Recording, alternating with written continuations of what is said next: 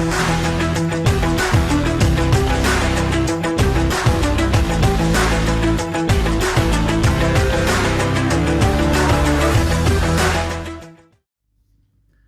guys, Max here from Evidence-Based Football Manager. We're going to conduct a very important test today, and that is to find out the best way to test a tactic in Football Manager and whether it's okay to go on a holiday when you are testing a tactic.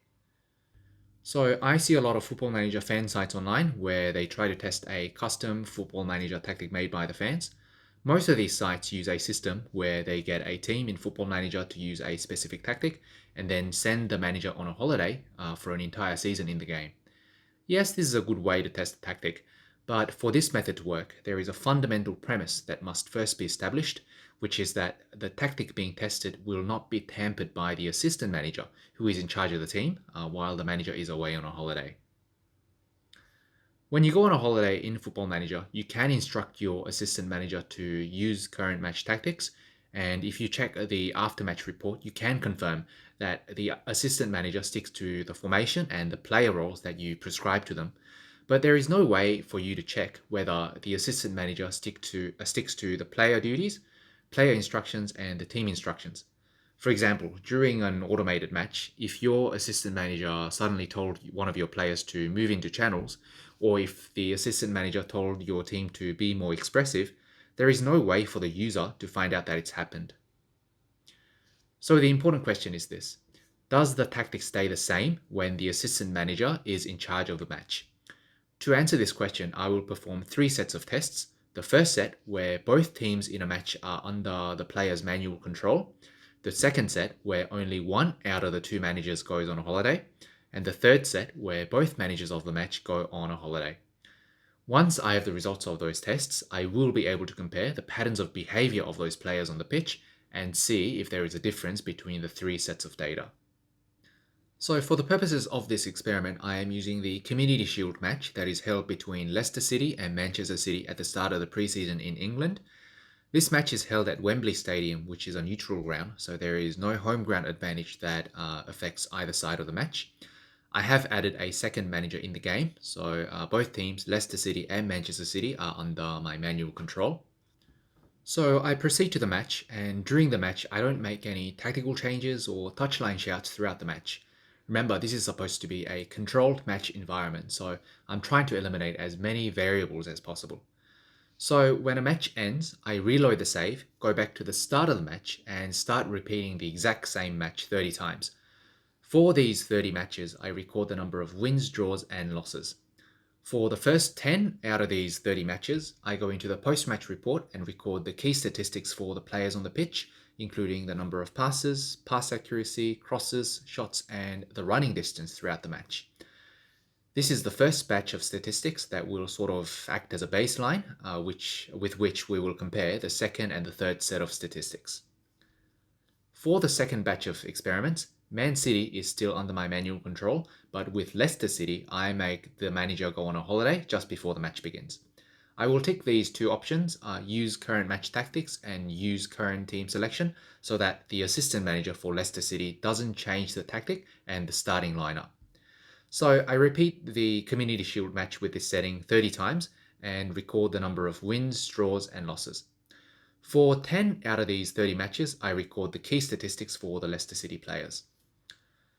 For the third batch of experiments, I send the managers of both teams, Leicester City and Man City, on a holiday. This means the Community Shield match is on complete pilot mode. Again, I repeat the match 30 times, record the number of wins, draws, and losses. And for 10 out of these 30 matches, I record the key stats for the Leicester City players. Okay, so I have 3 Excel tables here. Let's have a look at it together. So the table on the left-hand side is the statistics for Leicester City when both teams, Leicester and Man City, were under my manual control. The table in the middle is when Leicester City is in pilot mode and Man City was under my manual control. The table on the right-hand side is when both teams were in pilot mode. The sample sizes here are 10 matches per table, so all these values here represent average values over 10 matches. So do we see any difference in the patterns of behavior for the Leicester City players between these 3 scenarios? My answer is no. So I think the statistics from these 3 tables are more or less similar. For example, if you have a look at the right defender, when Leicester City is under manual control, the right defender has recorded on average 57 passes per match and 95% pass accuracy. Here, when Leicester City is in pilot mode, the right defender has recorded on average 53 passes per match and 93% pass accuracy. And on this side, when both teams are in pilot mode, the Leicester City right defender has recorded on average 54 passes per match and 92% pass accuracy. So as you can see, the differences between these three tables are within the limits of random statistical error, I think. So according to these stats, there is no evidence that the AI assistant manager changes the tactics around during an automated match, at least to a degree that can be captured by these statistics. Next, let's have a look at the win rates for Leicester City and Man City during these experiments. Remember, here the sample sizes are 30 trials per experiment. So when both teams were under my manual control, Leicester City won 9 times out of 30 and Man City won 17 out of 30. Here, when Leicester City was in pilot mode, they won 15 times out of 30 and Man City won 8 times out of 30. On this side, when both teams were in pilot mode, Leicester City won 9 out of 30 and Man City won 16 out of 30.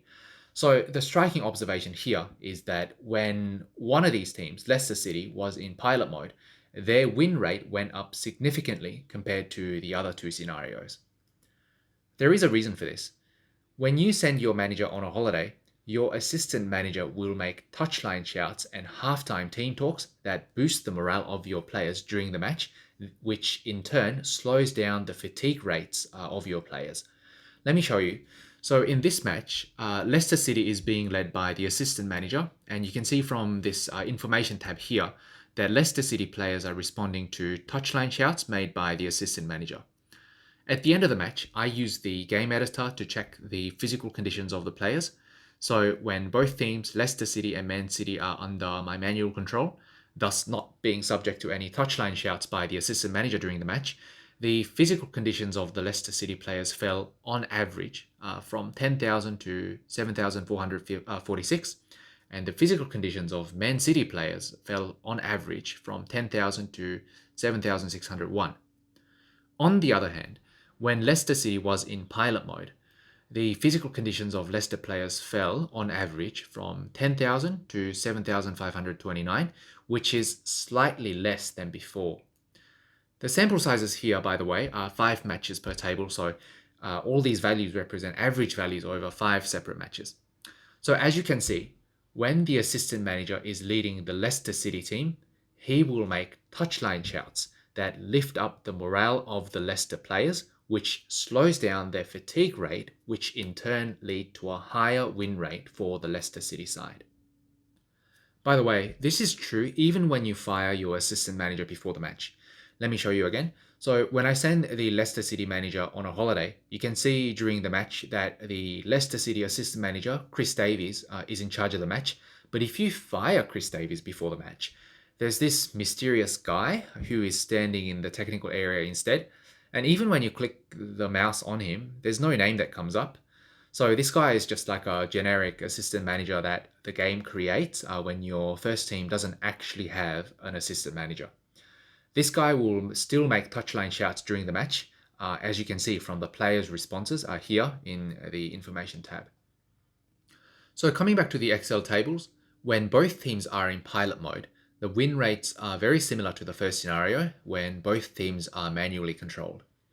So when both teams in a match are in pilot mode, players from both teams will benefit from the team talks conducted by their assistant managers during the match, and those benefits will sort of cancel each other out, which is why the win rates more or less stay the same here for both Leicester City and Manchester City. There is another important observation that I made when a team is in pilot mode, and it's that the AI assistant manager can switch the players around during the match. Let me show you an example. So before I go into the Community Shield match, I deliberately misplaced these players so that the strikers are placed as central defenders, the defenders are playing as wingers, and so on. Then I send the Leicester City manager on a holiday and tick the options use current match tactics and use current team selection.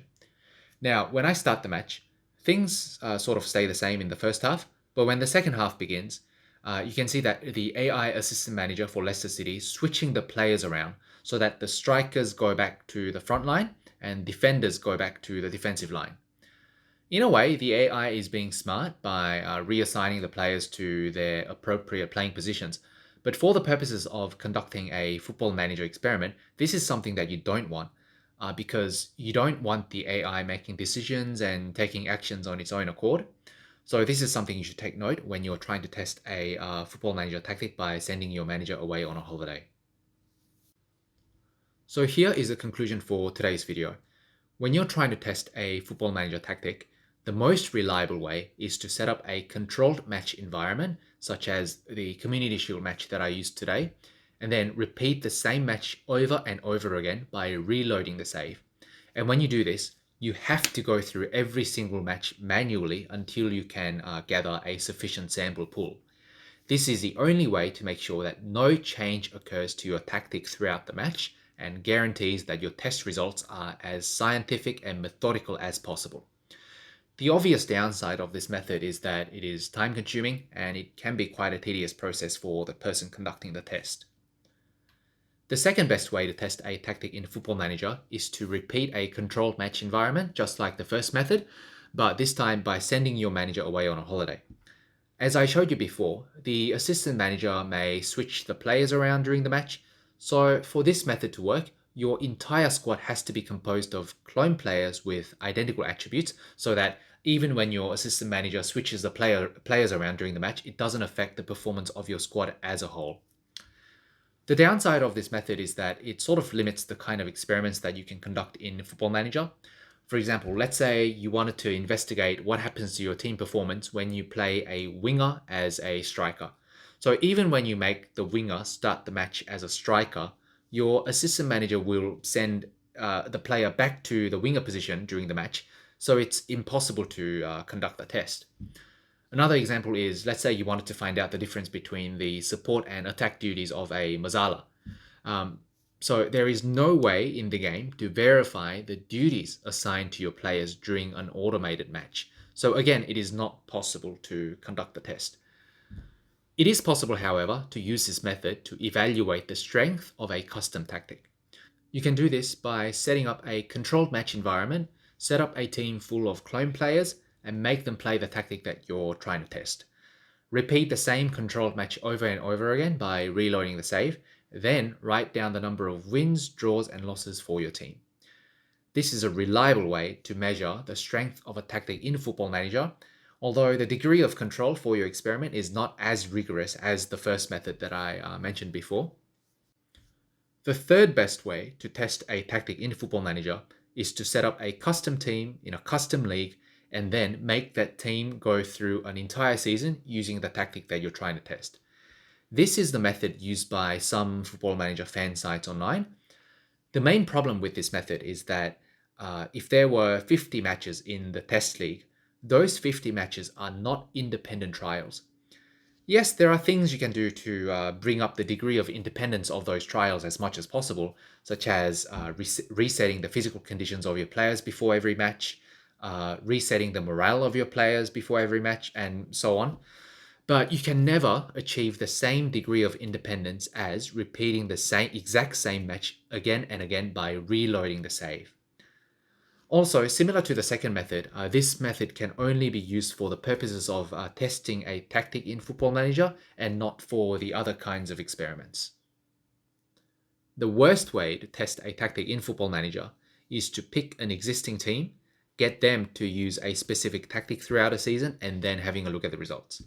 This, unfortunately, is the method used by the vast majority of Football Manager YouTubers online. For example, let's say you wanted to investigate the performance of Tactic A. So you start a regular career mode save in Football Manager as Liverpool, get your team Liverpool to use Tactic A throughout a season, and then you go on to win all 5 trophies in that season. Yay, this Tactic A must be awesome, right? So, needless to say, this is a very unscientific and unmethodical way to test a tactic in Football Manager. So guys, what do you think? Do you agree with what I talked about today? What do you think is the best way to test a tactic in Football Manager? Comment below to let me know. As always, please like and subscribe, and I will see you guys next time.